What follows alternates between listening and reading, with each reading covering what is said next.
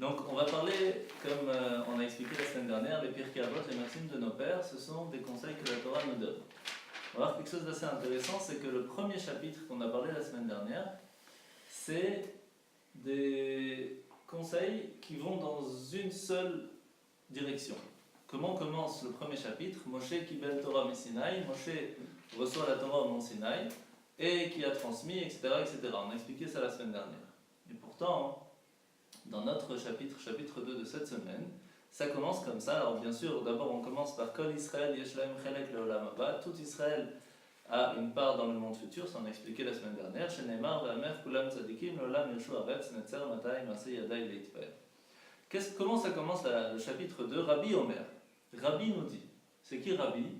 Il y a plein de rabbis. De quel rabbi on parle? Azachela. C'est la question. De quel rabbi parle-t-on? De Rabbi Yehuda Hanassi. C'est qui Rabbi Yehuda Hanassi? C'est celui qui a écrit la Mishnah. Pas que la Mishnah, celle-là, toutes les Mishnayot.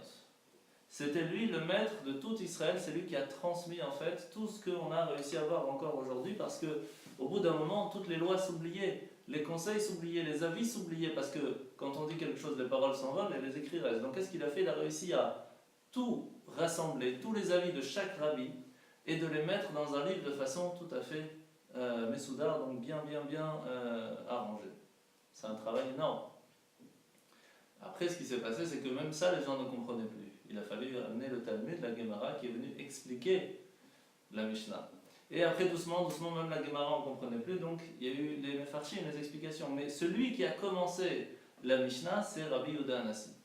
C'était un gros problème au tout début, parce que vous savez que la Torah, il y a 3 niveaux dans la Torah. Torah chez Be'al-Peh, Torah chez Birtav, pardon, celle qui est écrite, donc ça, on parle des 5 Chumashim, pas de stress. Il y a celle qui est Be'al-Peh, qui est orale, c'est la Mishnah, la Gemara, le Talmud et toutes les explications qui viennent avec.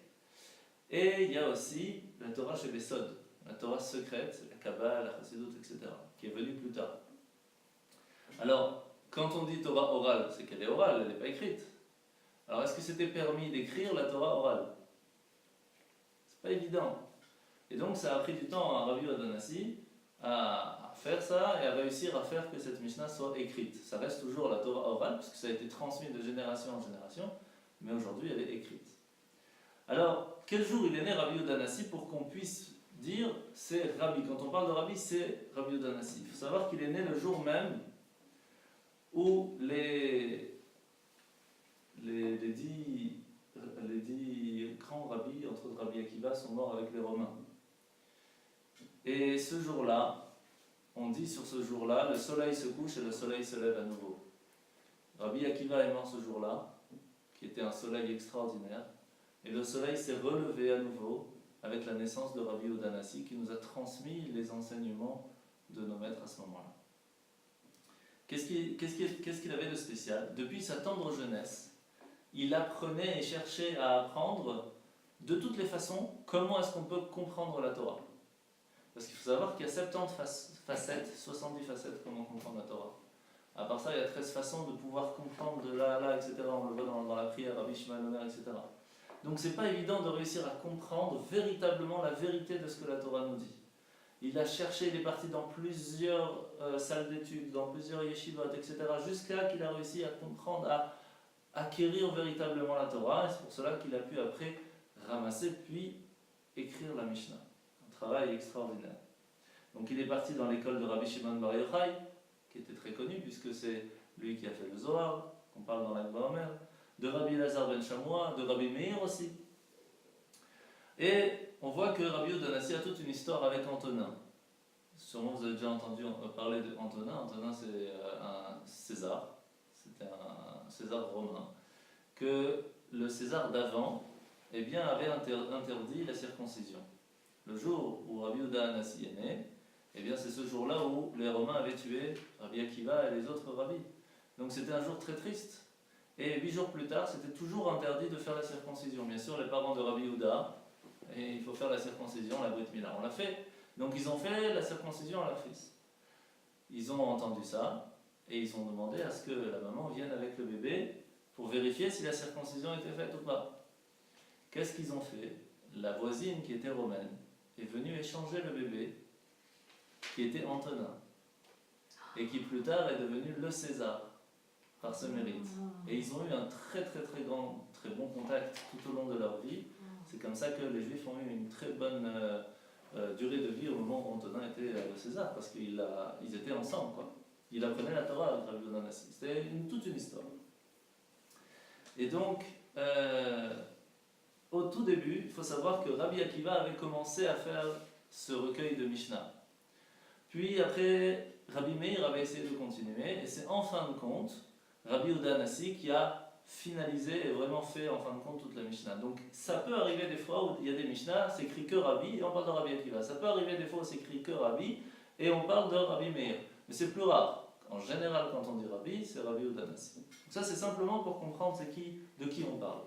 Et donc c'est lui qui vient et qui commence et qui nous dit Ezewi derech yeshara sheyavor lo adam kol shehi tiferet lo sea ve tiferet lo mina adam. Quelle est la voie droite que l'homme doit adopter? Tout ce qui l'honore à ses propres yeux et l'honore aux yeux d'autrui. Comment il traduit ici? Quelle est la voie de rectitude que l'homme doit adopter? Tout ce que l'on c'est la même chose. Alors qu'est-ce que ça veut dire? Premièrement, est-ce que véritablement on a la possibilité de choisir? Regardez le texte juste après. Il faut faire attention à une petite mitzvah, un petit commandement, comme si c'était un grand. Parce qu'on ne peut pas savoir quel est le véritable salaire, récompense qu'on peut avoir en faisant une mitzvah. Mais il faut de l'autre côté considérer la perte occasionnée si on n'a pas fait une mitzvah par rapport à la récompense qu'on aurait pu recevoir. Et la même chose, la même chose dont on doit considérer la récompense ou la punition d'une avera par rapport à la perte qu'elle peut nous amener. Et c'est comme ça qu'on va essayer de comprendre et de réussir à ne pas tomber dans le péché ou à faire les bonnes actions. Et il nous rajoute, Istakel veshlosha dvarim, si tu fais attention, tu regardes ces trois choses toute ta vie, En ata ba l'idée avera. Tu ne peux pas tomber dans la faute. Tu ne peux pas réussir à te tromper. C'est pas évident. S'il y a trois choses, c'est quoi? Da ma lema ala mimach. Sache que tout ce qui est en haut vient de toi. Ain roa ve'ozan shomat. Il y a un œil qui te voit tout le temps et une oreille qui t'écoute. Vechol ma'asecha ve'sefer nechtavim. Et toutes tes actions sont marquées dans un livre. Si on réfléchit à ça, quand on est dans un doute, on ne peut plus se tromper. C'est pas possible. Donc, c'est un petit peu la première Mishnah que Rabbi Yehuda Hanassi vient nous apprendre. On voit déjà tout de suite la différence entre le premier chapitre et le deuxième. Le premier chapitre vient plutôt nous parler de la façon de sourd mera. Vous vous rappelez, on a expliqué la semaine dernière, il y avait deux façons comment servir Dieu. Ou d'abord on essaye de sortir du mal, ou alors d'abord on essaye de faire le bien et automatiquement on va réussir à enlever ce qui n'est pas bien chez nous. La première Mishnah, elle vient nous dire c'est une transmission, il faut faire attention, il faut faire comme ci, il faut faire comme ça, il faut s'éloigner de ceux qui ne sont pas bien, etc. La deuxième, c'est fais attention de ne pas fauter pour faire des bonnes actions, fais, avance. Donc c'est vraiment la deuxième façon. Donc ça va être une façon différente de voir le deuxième chapitre. Première question qu'on peut se poser, c'est au tout début, donc dans cette Mishnah, c'est écrit qu'on peut, entre guillemets, choisir le droit chemin. Quelle est la voie que l'homme doit adopter, doit choisir? Est-ce qu'on peut choisir? Est-ce qu'il y a un choix dans la mitzvot? Mitzvah, ça vient du mot commandement, ordre. Est-ce qu'on a le choix de choisir? Comme si on se dit, ouais, cette mitzvah, je l'aime bien, alors je la fais, celle-là... Ok, chacun fait son choix, c'est une chose. Mais comment Rabbi peut nous dire, oui, tu as le choix? C'est pas possible. En fait, les commandements, c'est sûr qu'on n'a pas le choix. Ils sont là. Après, chacun fait son choix de le faire ou autre, c'est une chose. Mais de faire le choix entre faire un commandement ou pas, c'est pas nous de choisir. Le choix est déjà choisi, on doit le faire. Mais il y a des choses qui sont facultatives. Comme par exemple, Gmilot Rasadim. C'est aider quelqu'un d'autre.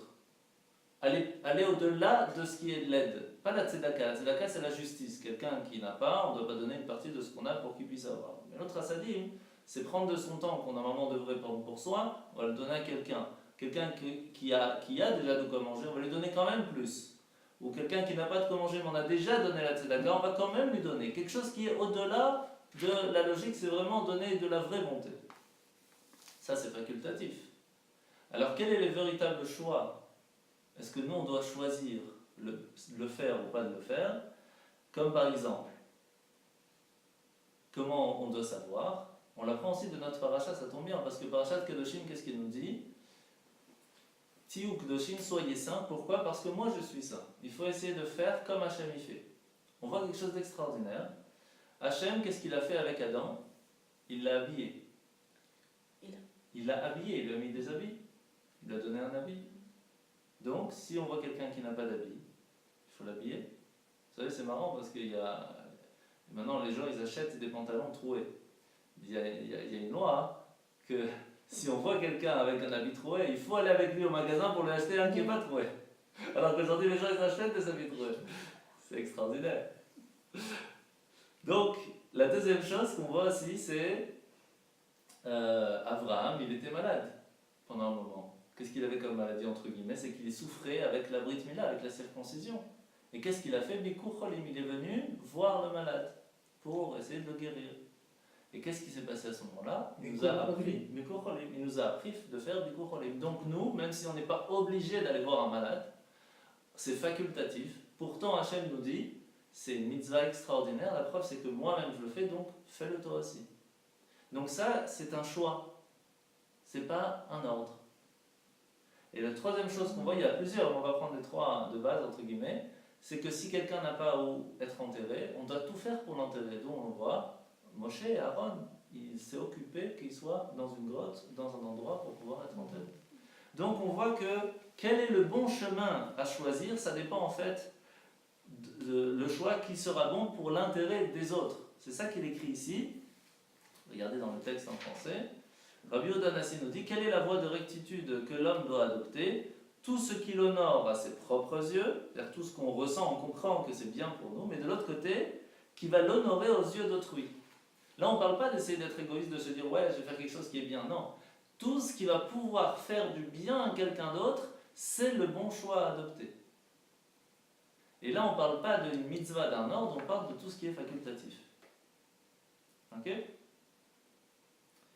Donc, par exemple, si quelqu'un il a des dons dans la parole, ou il a des dons dans le business, ou il a des dons dans la bienfaisance, ou doué pour défendre, ou il est doué pour se battre, ou pour convaincre, alors, qu'est-ce qu'il va faire? Il ne va pas utiliser son don, il va le faire autre chose. Est-ce que c'est le bon choix à adopter? Non. C'est ça que la Mishnah vient nous dire ici. Dieu il nous a donné à chacun un don. Ça peut être le don de la parole, le don de l'explication, le don d'écouter, le don d'expliquer, le don de comprendre, le don de défendre. Ça peut être un avocat, ça peut être quelqu'un qui va se battre pour quelqu'un d'autre. On a chacun un don. Ce don-là, Rabbi Yehuda Hanassi nous dit, tu as le choix à adopter. Et quel est le bon choix à adopter? C'est de utiliser ton don au maximum pour tes yeux et pour les yeux des autres. Ça, c'est ce qu'elle nous dit Rabbi Yehuda Hanassi. Donc, on a dans la Mishnah 4 sujets. Le premier qu'on a expliqué, c'est celui-là qu'on a parlé, c'est celui de choisir le bon chemin à adopter. Le deuxième, c'est de faire attention aux commandements qui sont légers et aux commandements qui sont plus graves. Et d'estimer l'avantage d'observer le bien et le dommage qu'on peut si on refuse de le faire. Le quatrième, c'est que Dieu a le compte exact de nos actions. Et qu'il faut faire attention parce que quand on fait quelque chose, il sait tout et il note tout. Ça, c'est les 4 niveaux. La première, il y a plusieurs niveaux. Choisir le bon chemin. On a parlé de quelqu'un qui va aider quelqu'un d'autre. Et il y a le niveau qui est vraiment extraordinaire, qui est très rare. Mais on raconte l'histoire de Rabbi Chia. Il y a plusieurs histoires sur ça, mais Rabbi Chia, on raconte souvent son histoire, qui était l'Ifne Meshurat Adin. L'Ifne Meshurat Adin, ça veut dire qu'il faisait mieux que ce que la loi demande. Par exemple, une fois est arrivé que quelqu'un est venu lui poser une question, il lui a dit voilà, quelqu'un m'a payé avec une pièce, est-ce qu'elle est vraie ou fausse? Et en voyant qu'elle était fausse, il a dit à son secrétaire, il a dit voilà, cette pièce elle est fausse, mais comme tu m'as demandé à moi, et que c'est moi qui va te dire elle est fausse, donc tu vas avoir une perte à cause de moi, je te rembourse cette pièce. Va me chercher mon argent et je te donne. Alors qu'il ne devait pas. mais comme c'est sa parole qui va lui faire de la peine, pour ne pas qu'après on puisse dire à cause de Rabbi Chia, eh bien, il a eu de la peine, ou même que lui se sente mal, la dernière fois je suis parti chez Rabbi Chia et voilà, eh bien il va donner la même somme que la pièce. Pourtant il n'avait aucune obligation, c'est même pas facultatif, il n'y a vraiment aucune obligation, simplement pour ne pas qu'il ait une seule petite remords de ce qu'il est venu le voir, il a remboursé sa pièce. Ça c'est le bon chemin à adopter, mais c'est pas évident, ça c'est vraiment le niveau de Rabbi Chia. Il y a le deuxième, c'est pour ceux qui se sentent obligés d'éviter ce qui est défendu. Ça veut dire que on parle de quelqu'un de bien, qui fait les bonnes actions, mais c'est quand même difficile de ne pas faire des bêtises. Alors, quelqu'un qui évite de faire des bêtises, il fait tout ce qu'il faut. Alors qu'est-ce qu'on lui dit? C'est ça la deuxième phrase qui vient de dire Rabbi Udanasi. C'est recommandé pour toi de faire très attention avec le même scrupule, que ce soit les petits commandements, que ce soit les grands commandements. Ne commence pas à faire des comparaisons entre le petit et les grands. À ce moment-là, on comprend tout de suite la réponse à la question qu'on aurait pu se poser. Tout de suite, d'abord, quand on regarde le texte, il nous dit « Fais attention de ne pas comparer entre les plus petites et les grandes. » Et tout de suite après, il nous dit quoi? Considère la différence et la perte que tu peux avoir dans une mitzvah ou ne pas faire. Alors, ça ne va pas. En fait, on parle à deux personnes différentes. La personne qui fait déjà le bien, mais qui évite de faire des bêtises, on lui dit ne fais pas de comparaison. Sache qu'ils sont toutes importantes. Par contre, quand on parle à un troisième niveau de personne, qui lui fait un petit peu de bien, fait aussi un petit peu de bêtises, alors lui on lui dit si tu veux réussir à ne pas tomber, compare. C'est pas compare, mais essaye de mesurer la récompense que tu peux avoir en faisant le bien et mesure le dommage que tu peux faire quand tu fais une bêtise. Là, on est obligé de dire ça. Et il y a la quatrième, c'est ceux qui font le service de Dieu simplement par crainte de la punition. On ne parle même pas de la crainte de Dieu, là on parle de la crainte de la punition. À ce moment-là, alors qu'est-ce qu'on leur dit? Sache qu'il y a un œil qui te regarde. Sache qu'il y a une oreille qui t'écoute. Et sache que tout ce qui est écrit, toutes tes actions sont écrites dans un livre. Ça, pour ce niveau de personne, on doit vraiment aller de façon très simple. Lui rappeler que chaque chose qu'on fait, Dieu nous regarde et il écrit. Et c'est pour cela que ces quatre niveaux-là, on ne peut pas les lire ensemble, parce qu'on parle à quatre personnes différentes. Et ça, c'est le conseil en fin de compte, pour que Rabbi Udanasi nous dit, pour commencer, pour pouvoir avancer. Alright? Ah, quelqu'un avec.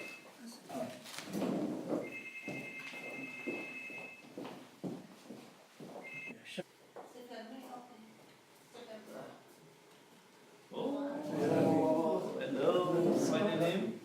בסדר, ברוך השם, מה שלומך? איזה יפה. מה חדש? בוא, שב, בוא. ברוך השם, בסדר. תרגיש בבית. Bonjour, ça va? בוא. בבקשה. Il y a encore quelqu'un qui va Il y a quelqu'un qui arrive? Oui. C'est ça? Potache. Ah, il fait. Ah, Donc on est en train d'apprendre le chapitre 2 de Birkei Avot. 277. Yes. 277. D'accord.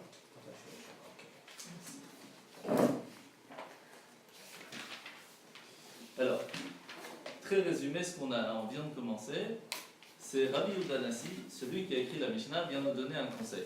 Il nous dit, il y a 4 sortes de personnes. Il y a ceux qui sont au top de chez top, qui sont l'ifne meshurat adin, c'est-à-dire qu'ils font même mieux que ce que la Torah demande, ils vont chercher vraiment des petites failles. Alors à eux, on leur dit,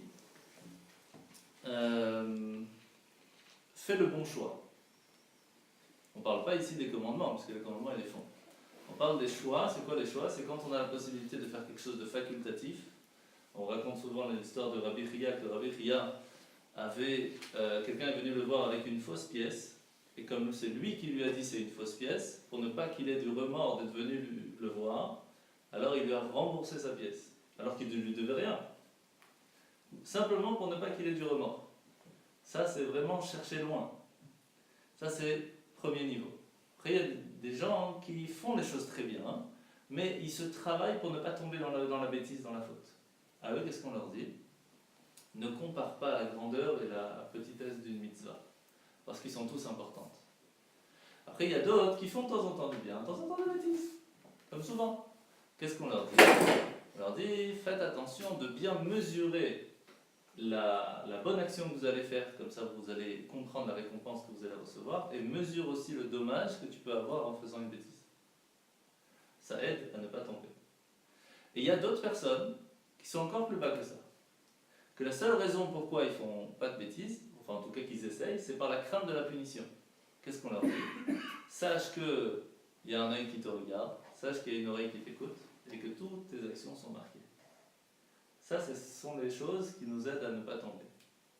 C'est le premier conseil qu'on apprend dans le chapitre 2.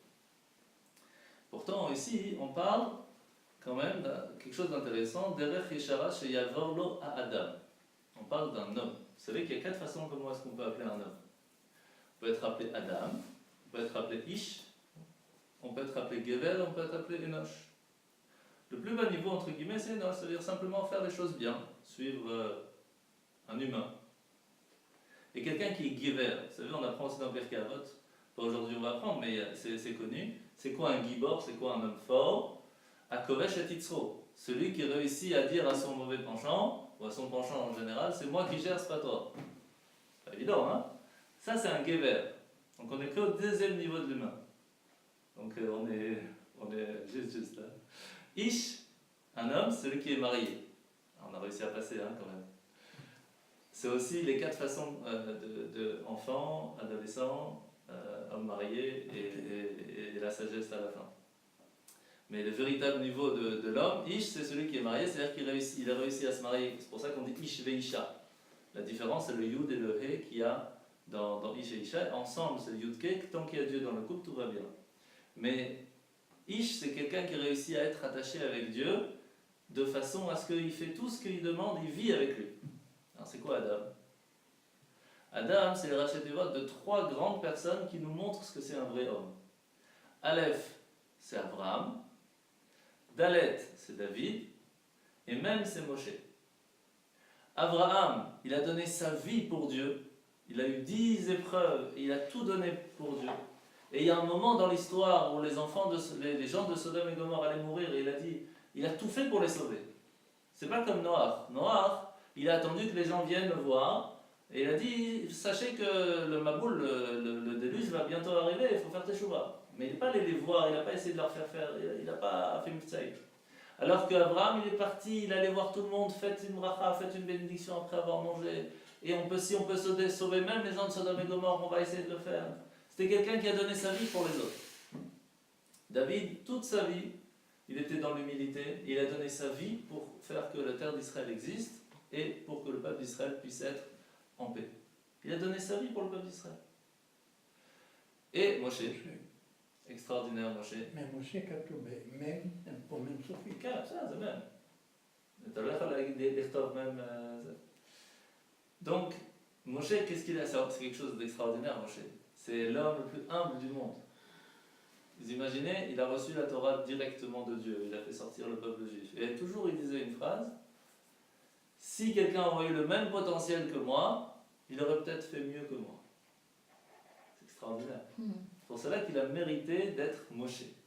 Mais c'est pour ça aussi qu'on appelle Torah de Moshe. La Torah, c'est la Torah de Moshe. On a vu Moshe qui veut le Torah Messinaï. Mais Moshe, qu'est-ce qu'il avait de spécial? C'est que quand Dieu voulait tuer tout le peuple d'Israël avec l'histoire du veau d'or, qu'est-ce qu'il a fait, Moshe? Il a dit, efface-moi de ton livre, je ne veux pas vivre si tu ne fais pas vivre le peuple d'Israël. Donc il a donné sa vie pour le peuple d'Israël. Ces 3 personnes, Abraham, David et Moshe, c'est 3 personnes qui ont donné leur vie pour les autres. Et ça, c'est un mensch. Ça, c'est Adam. Donc quelqu'un qui veut faire le bon choix, c'est que dans les choses facultatives, il va se donner à fond pour les autres, il réussira à être un Adam. Ça, c'est la première Mishnah. On a fait un petit résumé. Hein. Alors,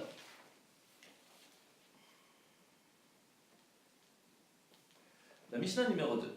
Prendre la Mishnah numéro 2. Hop, donc page 277. Rabban Gamliel beno shel Rabbi Yehuda Anassi, Omer. Rabban Gamliel, on va prendre en français, c'est plus facile. Rabban Gamliel, fils de Rabbi Yehuda Anassi, nous dit Donc Rabbi Yodan assistait à la première Mishnah, là c'est la deuxième, son fils. Il est bon de concilier l'étude de la Torah avec le gagne-pain. Pourquoi? Car leur effort associé occulte la tentation de la faute. Et toute étude de la Torah qui n'est pas accompagnée d'un travail est vouée à la perte et entraîne la faute. Tout celui qui fait que étudier, c'est pas bon. Il faut aussi travailler un petit peu. Et que tous ceux qui œuvrent pour la communauté le fassent au nom des cieux. Pourquoi? Car le mérite de leurs ancêtres les assiste et leur rectitude revêt une portée éternelle. Quant à vous, dit Dieu, je vous rétribuerai largement comme si vous l'aviez vous-même accompli. C'est-à-dire qu'il y a plusieurs niveaux comment on peut aider la communauté. On peut le faire parce qu'on se dit je fais. On peut se dire je fais simplement ce que mes ancêtres m'ont appris, mais c'est quand même moi qui fais. On peut aller encore plus loin. Même quand moi je fais, c'est pas moi qui fais. Je fais simplement la continuation de ce que mes ancêtres y font. Et je n'ai aucun mérite de ça. Et c'est à ce moment-là qu'Hachem il vient et dit puisque toi tu t'es donné à fond en disant que ça ne c'est même pas de ton mérite, alors pas seulement je vais faire comme si ce sera ton mérite, mais je vais te donner même encore plus de force pour avancer. Donc ça c'est vraiment des niveaux assez pas évidents. Derech Eretz, c'est pas une autre chose.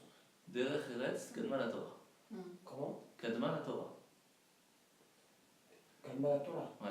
Non, Derech Eretz, vous avez dit travailler, mais c'est une dire autre chose. Derech Eretz, vous avez traduit. Il a fait Talmud Torah im Derech Eretz. Oui, mais ici, c'est quoi Derech Eretz? Alors, il y a plusieurs façons de Derech Eretz. Ici, on parle du travail. Mais le Derech Eretz, c'est vrai que c'est la traduction, quand on parle en général du Derech Eretz, c'est le dire bonjour, au revoir, un sourire, etc. Les choses normales, on va dire, entre guillemets. C'est savoir-vivre. savoir-vivre. Bon, oui. Un bon savoir-vivre. Savoir dire bonjour, savoir dire au revoir, savoir remercier. Être droit. Derech Eretz. Être droit. La politesse. Être droit, la politesse. Pas ça.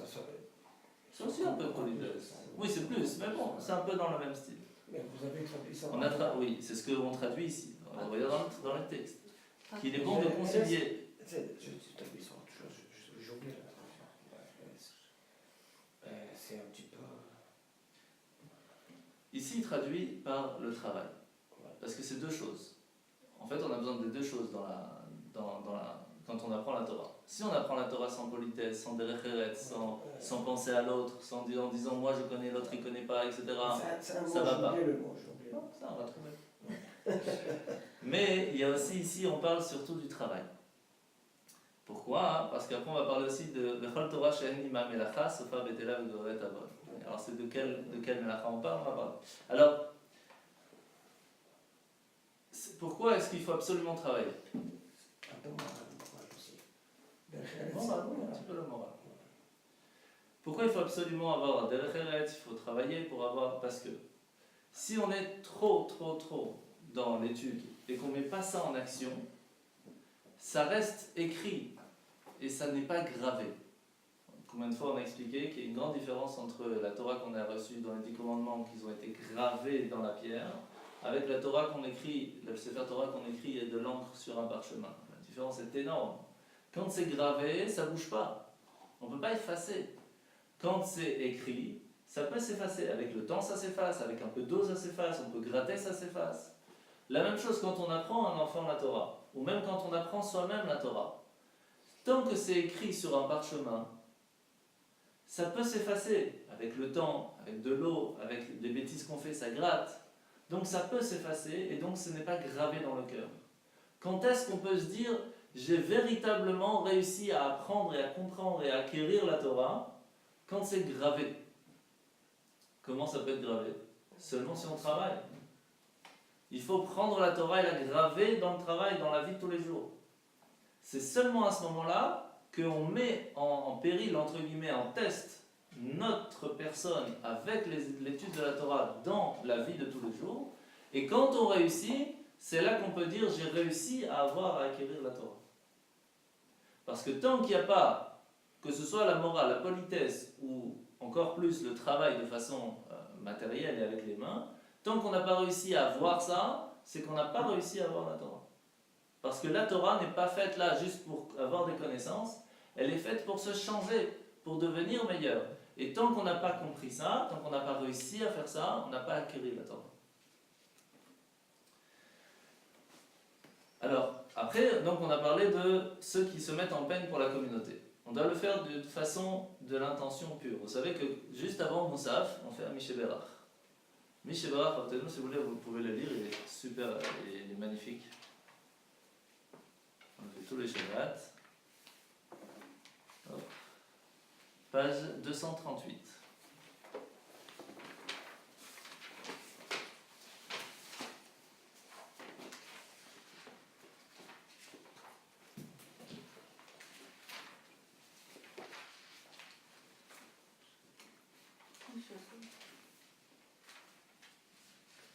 Alors vous allez voir que... Ouais, vous allez voir, on va le dire en français, que tout celui qui va donner un petit peu de son temps à la communauté, vous allez voir les bénédictions qu'Hachem y donne, c'est extraordinaire. Et on le fait souvent, on fait le samedi. Pourquoi? Parce que c'est au moment où il y a tout le monde à la synagogue et tout le monde entend cette bénédiction. Celui qui a béni, vous l'avez? Oui, ici. Celui-là. Celui qui a béni Abraham, Yitzhak et Yaakov, puisse-t-il bénir cette sainte communauté, ainsi que toutes les saintes communautés, eux, leurs épouses, leurs fils et leurs filles, et tout ce qui est leur. Et ceux qui consacrent des synagogues à la prière, ceux qui viennent prier, ceux qui fournissent la lumière pour éclairer, ceux qui fournissent le vin pour le kiddush et pour la havdalah, du pain aux hôtes de passage, la charité aux nécessiteux, ainsi que tous ceux qui se consacrent aux besoins de la communauté avec fidélité. Qu'est-ce qu'on leur donne? Puisse le Saint béni soit-il leur accorder leur rétribution, les préserver de toute maladie, guérir tout leur corps, absoudre toutes leurs fautes et envoyer bénédiction et succès à toute leur entreprise, à eux ainsi qu'à tout Israël, leurs frères, et nous disons Amen. Vous imaginez tout ce qu'on reçoit quand on se donne à fond pour la communauté? C'est extraordinaire. Alors qu'est-ce qu'il vient nous dire ici Rabban Gamliel, le fils de Rabbi Yehuda? Il nous dit Vechol askim imat tzibur, tout celui qui s'occupe avec la communauté, hiyu askim imaim Hashem shamayim, il faut le faire pour Dieu, pas pour soi-même. Alors bien sûr, c'est pas évident, parce que souvent, dans chaque chose qu'on fait, que ce soit dans le travail, que ce soit dans sa famille, on attend toujours un petit retour. C'est normal, ne serait-ce qu'un merci, c'est normal. Alors c'est pour cela qu'il y a plusieurs niveaux, comment on peut se consacrer aussi à la communauté. Même quand on fait un don, souvent on attend aussi un petit merci, un petit remerciement, c'est normal, c'est humain. C'est pour cela qu'il y en a qui ont l'habitude de dire Matana au Beth Knesset. Quand ils montent à la Torah, ils disent donne un don. Pourquoi? À ce moment-là, ils montrent qu'ils ne veulent pas le merci spécialement. Ils vont donner, c'est entre eux et Dieu. Il n'y a pas besoin spécialement de dire oui, j'ai donné 200, 500, 1000. Pas besoin, c'est entre moi et Dieu. Le but n'est pas de recevoir une rétribution en retour, mais le but il est de pouvoir aider la communauté. Alors toute personne qui va se mettre en peine pour la communauté doit le faire dans une intention pure et pas par ambition ou par esprit de domination. Et si on n'a pas la possibilité de le faire de cette façon, il faut quand même le faire. Vous savez, une fois quelqu'un est venu voir le rabbi, un chassid, un grand chassid, il a dit à force de faire des cours, je commence à avoir de l'orgueil. Alors, qu'est-ce que je fais? Est-ce que je continue ou pas?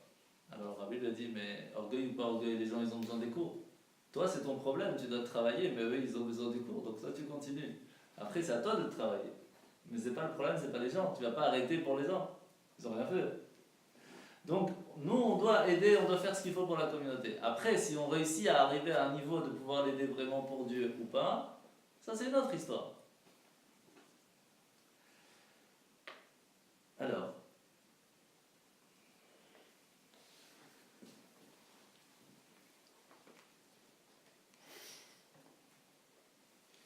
en fin de compte, comme on a expliqué, Rabban Gamliel il nous dit que pour que les affaires de la communauté soient prospères, il faut que nous, on sache que la communauté, c'est quelque chose qui s'est créé depuis longtemps et qui avance et qui continue.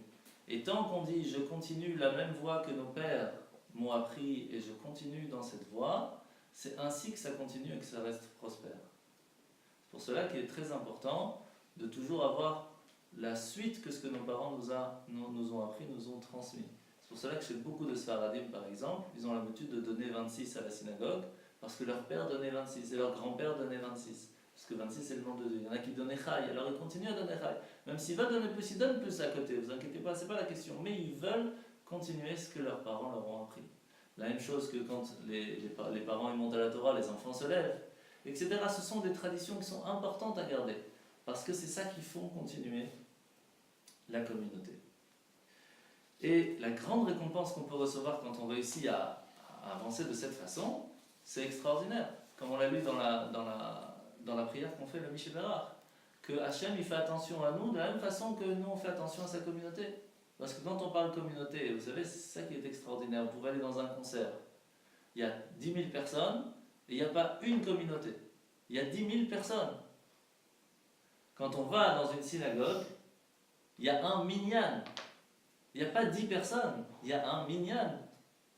C'est rien à voir. C'est une entité qui vient prier à Hachem. Pourquoi? C'est quoi la différence?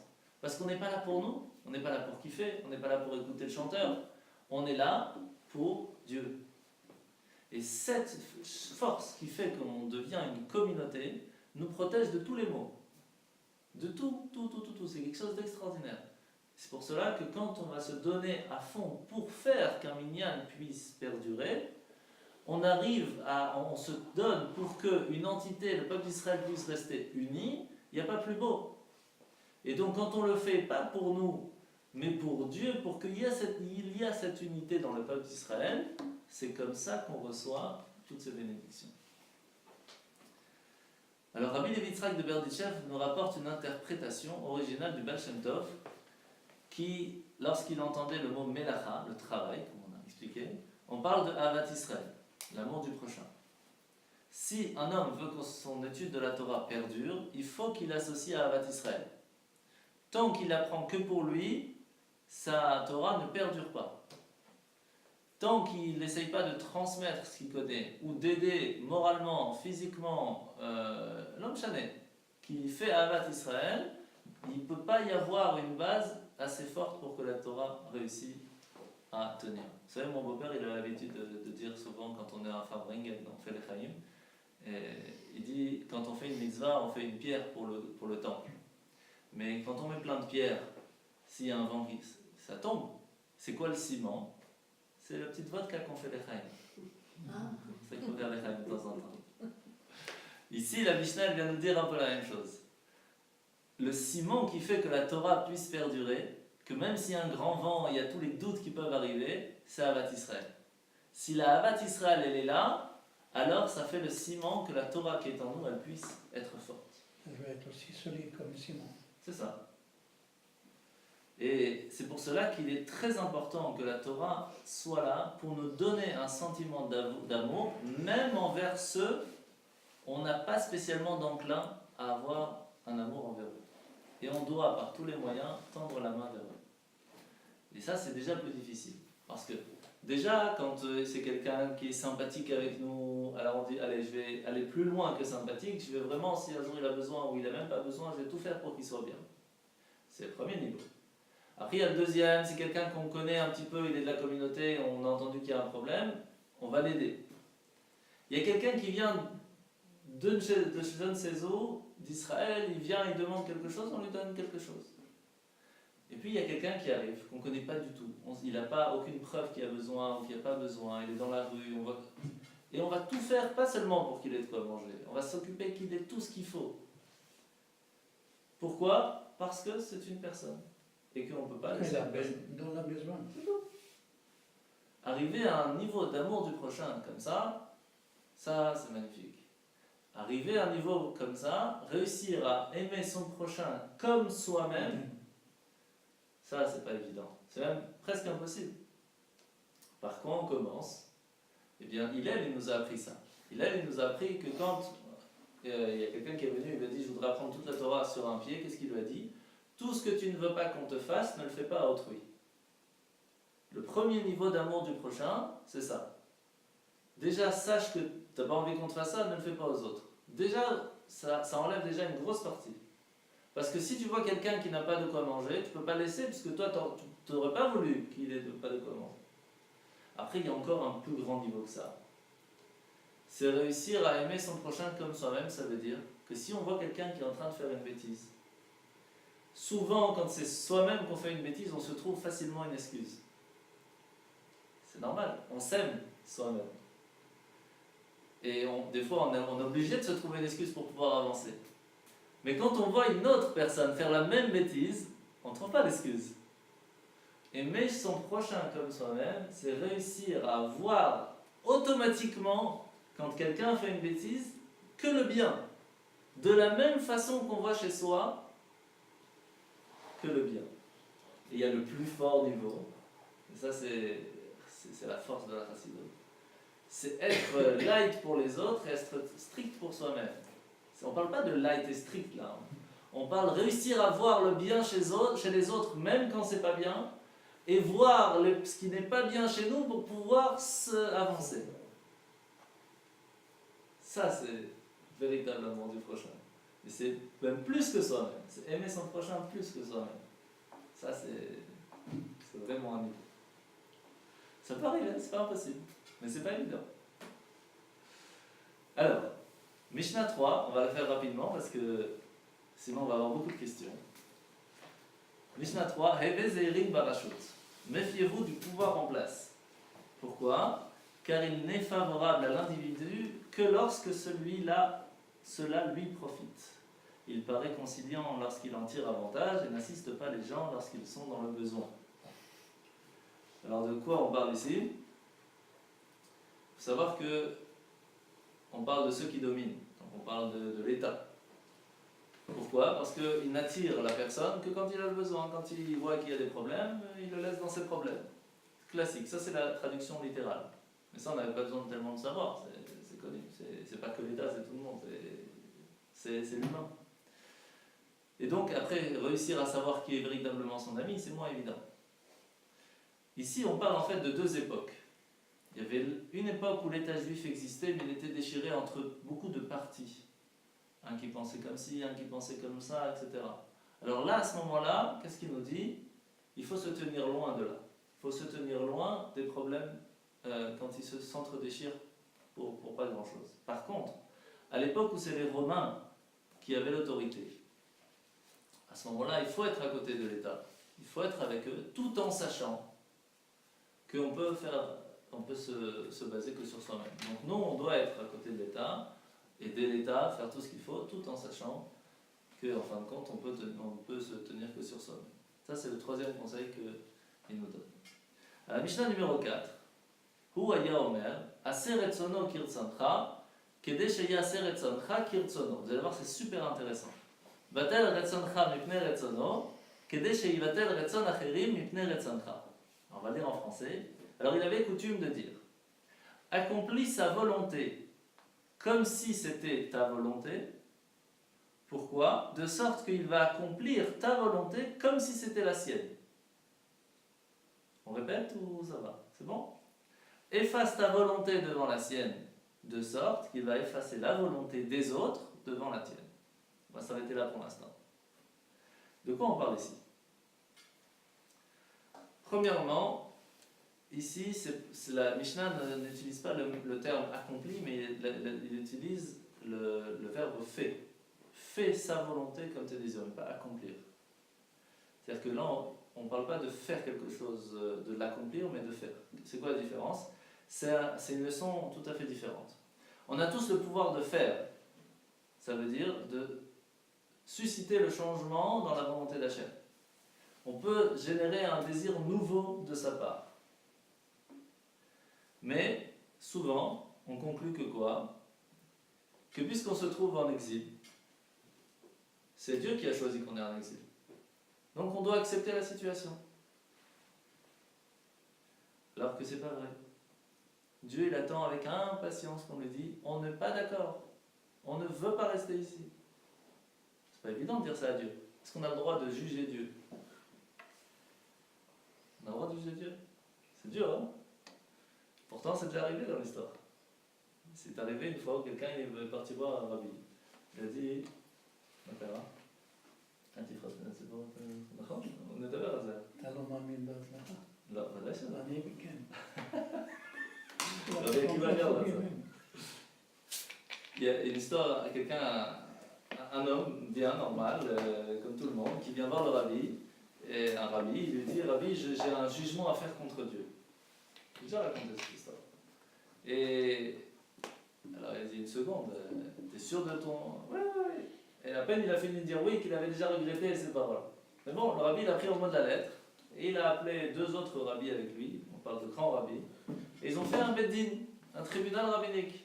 Et on lui a dit, vas-y, pose tes questions, quel est le problème que tu as envers Dieu? Dis voilà, Dieu m'a demandé d'avoir des enfants, mais il ne me donne pas l'argent pour pouvoir les marier. Ça va pas.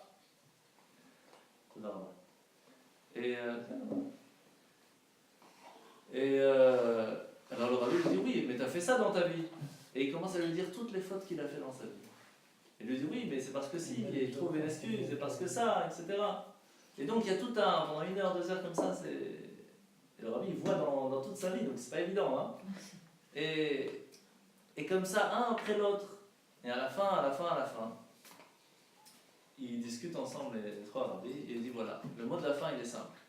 Dieu il a raison de ne pas te donner. Avec tes actions, tu ne devrais pas recevoir. Mais comme il est miséricordieux, comme il est gentil, alors il va quand même te donner. Et à peine il est sorti que quelqu'un lui a proposé un travail, et c'est comme ça qu'il a pu marier ses enfants. Donc, dire, on mérite, on ne mérite pas, c'est pas évident. Mais par contre, on voit quelque chose d'extraordinaire, c'est qu'on peut demander jugement à Dieu. Et là, qu'est-ce qu'il nous apprend? Il ne faut pas attendre que Dieu nous sorte de cet exil. Il faut faire que Dieu veuille nous faire sortir de cet exil. Pas accomplir, parce qu'on ne peut pas sortir de cet exil si Dieu ne veut pas. Mais on doit faire que sa volonté soit la volonté. Comment faire? Aseretsono kirtzoncha.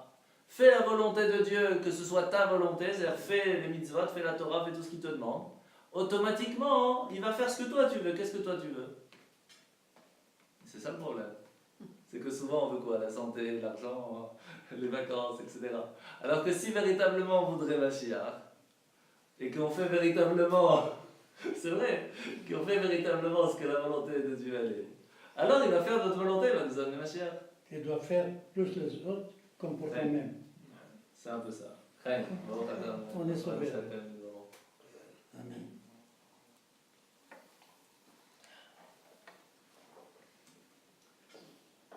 Alors, comment on traduit faire la volonté, etc. Il y a plusieurs façons de traduire. Ça, c'était la première. Il y a faire la volonté de Dieu, ça veut dire les commandements positifs. Ta volonté, annule ta volonté envers sa volonté, c'est les commandements négatifs. Ça, c'est la traduction plus simple, si on veut. Fais sa volonté comme si tu le faisais pour toi, ça veut dire fais la volonté de Dieu, les mitzvot, tu le fais comme si tu le faisais pour toi. Quand toi tu veux aller en vacances, tu te mets à fond. Quand tu es en vacances, tu te lâches. Et ben, la même chose. Quand tu veux faire les mitzvot, ne regarde pas, fais ce qu'il faut. Alors, qu'est-ce qui va se passer? Eh bien, Hachem va se donner à fond pour toi. Annule ta volonté envers Dieu.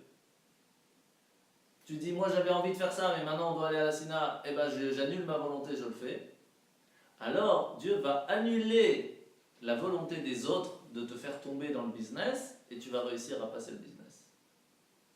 Quand toi tu annules une partie de toi-même pour la volonté de Dieu, eh bien il va annuler les problèmes que les autres veulent te donner pour que ta volonté puisse perdurer.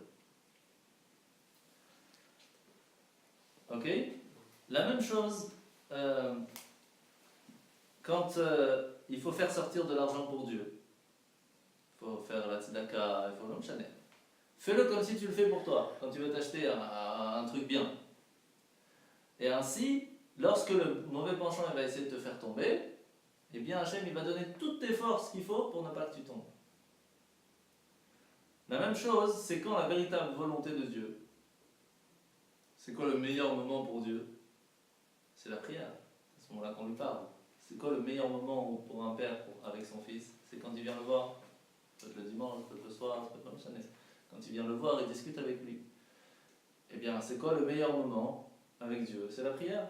Donc fais la volonté de Dieu, c'est-à-dire va à la prière, comme si tu venais parler avec ton père, tu veux vraiment profiter. Donc tu vas te concentrer, bien sûr, à chacun à son niveau.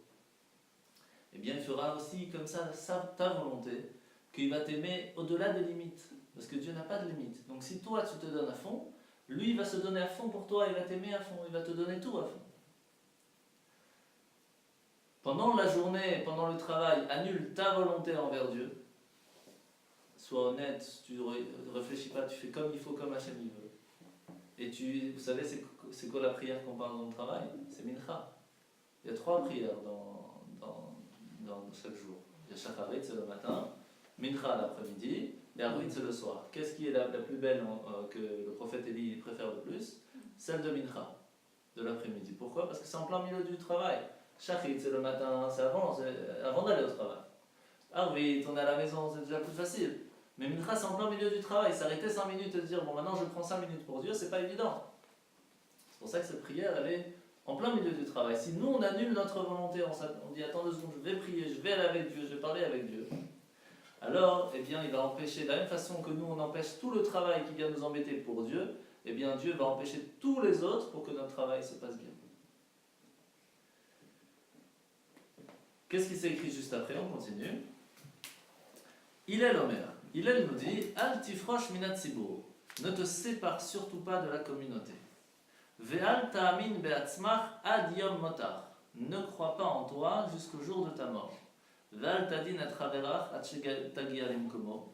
Ne juge pas ton ami jusqu'à ce que tu arrives à son niveau, à sa place. Ve'al tomar davar she'yefshar lishmoa she'sofo lishama. Ve'al tomar she'efne eshne shama lotibane. Comment il traduit ça ici?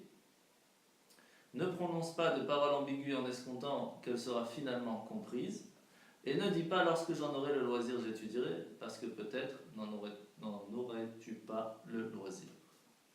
On va commencer doucement. Première chose, de ne pas se séparer de la communauté. Pourquoi? Parce que Rachid nous dit une phrase très forte, très dure. Si la communauté est en galère et que tu n'aides pas, jamais tu ne pourras avoir de repos. Vous savez d'où on connaît cette histoire? L'histoire de Ruth. Vous savez que Ruth, c'est l'ascendance de Mashiach. Ruth, qui était moabite, que normalement les moabites ne pouvaient pas se convertir, mais les filles pouvaient, pas les hommes, les gens de Moab, parce que quand ils sont partis en Israël, ils n'ont pas laissé passer des juifs, ils n'ont pas donné à manger aux juifs, etc. Mais les filles, ce n'étaient pas les soldats, donc on ne leur a pas posé la question, donc eux pouvaient se convertir. Et qui était son beau-père à Ruth, le premier en tout cas, c'était Elimelech. Elimelech, c'était le chef de la communauté de son village. Il était très riche, c'était le bourgmestre, c'était le maire. Il avait la possibilité d'aider sa communauté pendant la famine. Lui était très riche. Il a dit, qu'est-ce que je vais maintenant partager toute ma fortune pour que tout le monde puisse manger? Je vais aller m'installer à Moab, j'aurai ma fortune, je vais pouvoir planter là-bas, il n'y a pas la famine, et je suis tranquille. Et il s'est sauvé. C'est dur, c'est pas évident. Alors quand c'est une personne, c'est une chose. Mais là, le problème, c'est que en plus, c'était le chef de la communauté. Donc c'est pas évident de se séparer de la communauté, alors qu'il avait la possibilité d'aider. Malheureusement, lui et ses 2 enfants sont partis.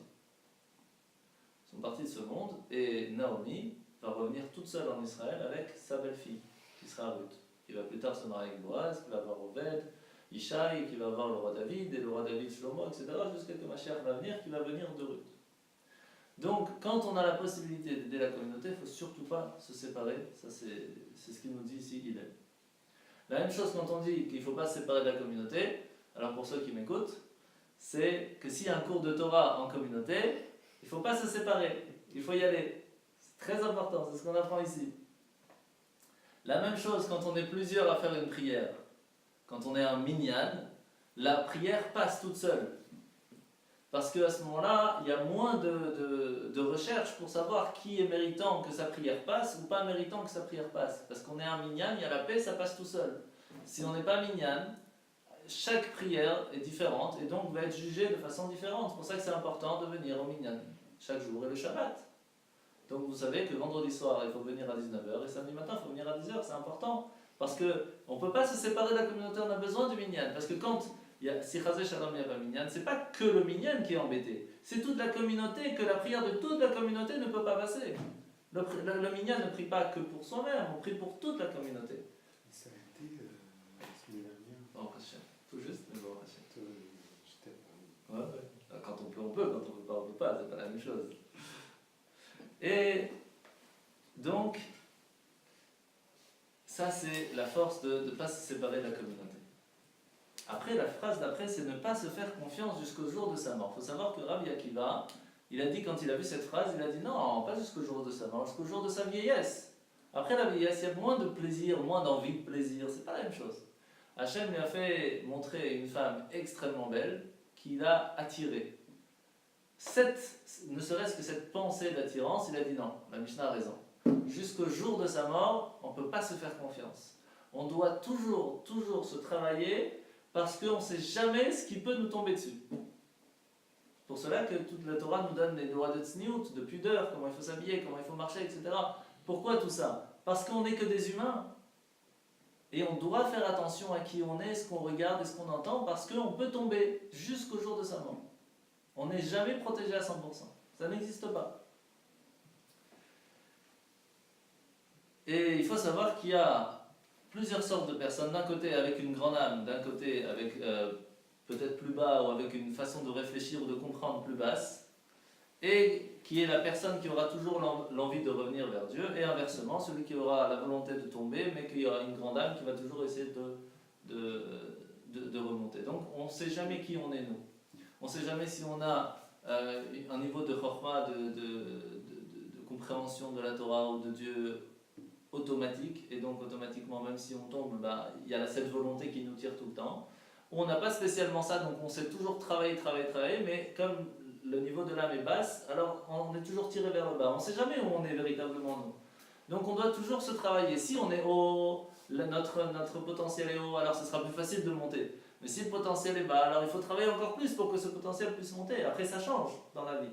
Mais il faut jamais se dire je suis tranquille, jusque là je sais que plus bas que ça je ne vais pas tomber. Jamais. Jamais. Alright?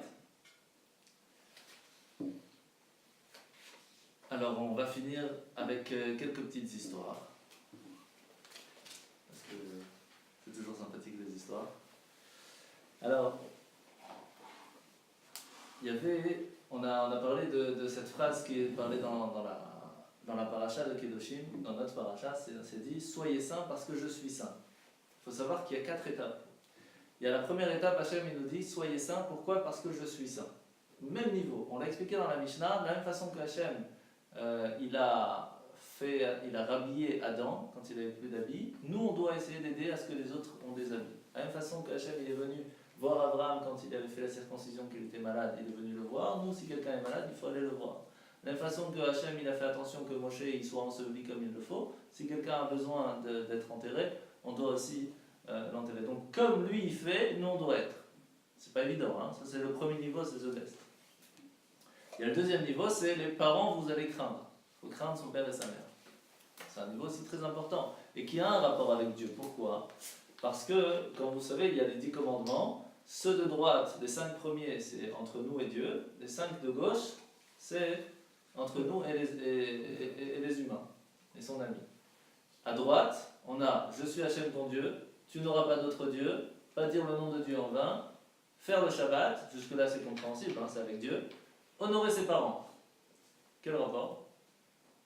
Quand on comprend qu'il y a un respect envers ses parents, on comprend aussi qu'il y a un respect envers le vrai parent qui est Dieu. Autant on va, et inversement, si on comprend qu'il y a Dieu qu'il faut le respecter, eh bien Dieu nous dit de respecter ses parents, donc il faut le faire. Donc respecter ses parents, c'est un niveau de rapprochement vers Dieu. Troisième niveau, c'est Shabbat.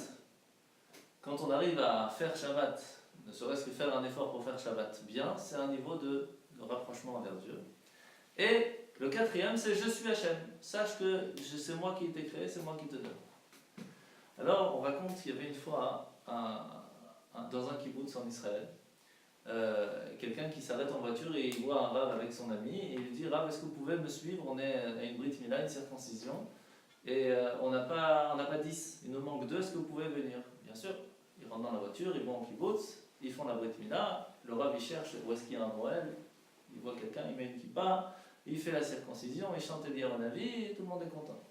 Alors bon, le rabbi commence à discuter un petit peu, et puis le père, il vient le voir, il dit « Écoutez, il y a mon grand-père qui est à l'hôpital, et comme il n'a pas, mon père est à l'hôpital, et comme il n'a pas la possibilité, parce qu'il est à l'hôpital, de venir pour la circoncision, il ne se sent pas bien, est-ce que vous pouvez venir avec moi, le voir, essayer de le consoler un petit peu, lui donner une petite parole, ça va bien. » Il dit pas de problème. Ils vont à l'hôpital et le grand-père il lui raconte son histoire. Il dit voilà, j'étais en Pologne et là-bas il y avait le rabbi de Karlin qui faisait un tish, donc une sorte de Farbrengen comme ça, il y avait tout le monde qui était là et il disait des mots de Torah. Et c'était Parashat Kedoshim. Et il dit voilà, il y a 4 niveaux, comment est-ce qu'une personne peut être proche de Dieu ou être loin de Dieu. Le magnifique niveau, c'est quand la personne elle fait tout comme Dieu. Et donc on lui dit, fais un maximum. De la même façon que Dieu il est saint, tu es saint. Après si on n'arrive pas à ce niveau-là, au moins sachez que vos parents il faut craindre. Et donc vous allez toujours avoir le respect de l'autorité et de temps en temps écouter les paroles divines. Et si même ça vous n'avez pas, sachez qu'il y a Shabbat qui vous garde, parce que tant que vous faites Shabbat, vous vous attachez avec Dieu, parce qu'une fois dans la semaine vous êtes à la prière, vous faites le Shabbat, vous faites le Kiddush, vous êtes en famille, c'est super important. Mais si même ça vous n'arrivez pas à avoir dans votre famille, sachez que Dieu il nous dit, je suis Hachem, je suis avec toi, je suis ton créateur, je serai tout le temps avec toi et tu ne pourras jamais te séparer de moi. Il a entendu ça. Et il a dit, je ne peux pas rester ici, c'est pas possible, parce que je n'arriverai pas à rester juif, entre guillemets, ça veut dire à faire la volonté divine, dans un état aussi catastrophique. Parce que c'était dur là-bas de faire la Torah.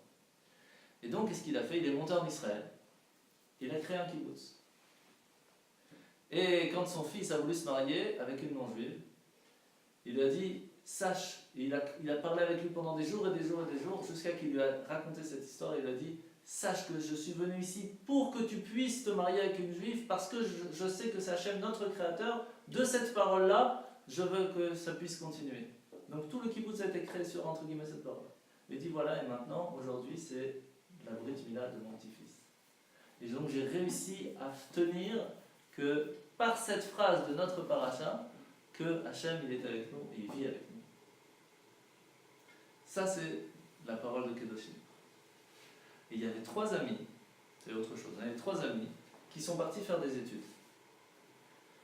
Un qui est parti faire des études de scientifiques pour essayer de faire un télescope ou des jumelles qui voient le plus loin possible. Un deuxième qui est parti travailler dans les voitures. Et un troisième qui est parti travailler dans la médecine. 2 ans plus tard, ils se retrouvent et un il lui dit regarde avec ces jumelles je peux voir à des kilomètres. Et l'autre il lui dit regarde moi avec ma voiture c'est flash, je peux aller à 1000 à l'heure. Et le troisième lui dit avec ce médicament ça guérit toutes les maladies. Alors il dit viens on teste. Ils ont pris les jumelles, ils ont commencé à regarder et ils ont vu très loin qu'il y avait dans le royaume, il y avait la princesse qui était très malade et que personne n'arrivait à la guérir. Alors qu'est-ce qu'ils ont fait? Ils ont pris la voiture de celui qui allait très vite, ils sont partis vite au palais. Et quand ils sont arrivés là-bas, ils ont dit au roi, sache qu'il y a un médecin ici qui a réussi à trouver un médicament qui guérit tout, donne-lui, il va guérir. Et ils lui ont donné la guérir. Alors le roi il dit, je voudrais vous remercier, je voudrais vous donner ma fille en mariage. Le problème c'est qu'il y a 3. S'il n'y avait pas les jumelles, ils ne pouvaient pas savoir. S'il n'y avait pas la voiture, ils n'auraient pas pu arriver. Et s'il n'y avait pas le médicament, ils n'auraient pas pu la guérir. Alors avec qui il va se marier? Alors si une femme avait le droit d'avoir 3 maris, ils auraient pu la marier. c'est ça, inversement, ça aurait pu être possible. Là, non. Et en fin de compte, ils ont donné la parole à la princesse. Et la princesse, elle a dit, je remercie énormément celui qui a fait les jumelles, parce que sinon, j'aurais jamais pu arriver ici. La même chose, je remercie beaucoup celui qui a fait la voiture, mais je regarde l'avenir. Dans l'avenir, je n'aurai pas spécialement besoin d'une jumelle. Je n'aurai pas spécialement besoin d'une voiture. Mais j'aurai toujours besoin de ce médicament pour pouvoir guérir. La même chose dans le monde. Dans le monde, on a des choses qui nous permettent de voir loin. Il y a des choses qui nous permettent de faire des choses très vite. Mais il y a des choses qui nous permettent d'être en bonne santé physique et spirituelle. Donc on a besoin de tout. On a besoin du monde, on a besoin de la modernité, on a besoin de la santé, on a besoin de tout. Mais il y a un médicament qui guérit tout, c'est la Torah et la volonté divine. Et ça, on ne peut pas s'en passer. Et c'est avec ça qu'il faut se marier. Chez B'Sorot Tovot, que des bonnes nouvelles. Merci beaucoup. Mon fils qui fait médecine trouve une